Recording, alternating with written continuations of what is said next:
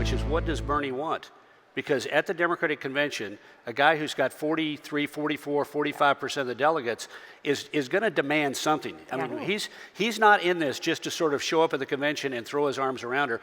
When he stands up every Tuesday night that he wins and talks about a political revolution, something's going on. And I'd be interested in your response. What I'm hearing is he may make a move in rules to get rid of superdelegates, and they're talking about planks in the platform that have to do with sort of the Elizabeth Warren wing of the party demands on financial institutions, and maybe even the Medicare for all, the public option through Medicare. But I'd be interested. It strikes me he's not going to show up at the convention, Democratic convention, and say, "Geez, I had a good run at it, and Hillary, you beat my sorry ass, and I'm going to go back to Vermont and drink coffee with maple syrup in it." He's going to want something out of the convention. And what does Bernie want? And Jim, your point? Well, let's step back for a second and go back to these 10% of Americans who are going to be the swing voters.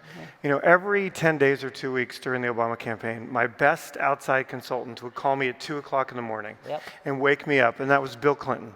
And Bill Clinton said the same thing every time, which is all presidential elections are always a referendum on the future. And Donna said this earlier, these 10% of voters don't give a shit about emails or what the Democratic platform says. They want one thing and one thing only. They want to know what these people are going to do to make their lives better.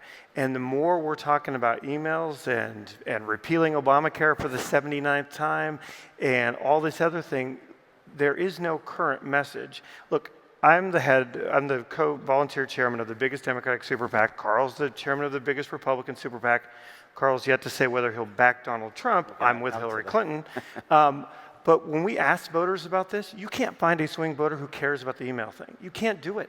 What they want, and they keep screaming at us, just tell us what you're going to do to make our economy better. That's what this election will be about. The race is going to be fought, in my sense, over two big issues. I read about that. There was a column today in the Wall Street Journal about this, and I thought it was really well written, well done. I think I did a hell of a job with it. And I make the argument there that Hillary's argument is going to be she has the temperament and the experience to be president of the United States, and his argument is going to be, I represent change.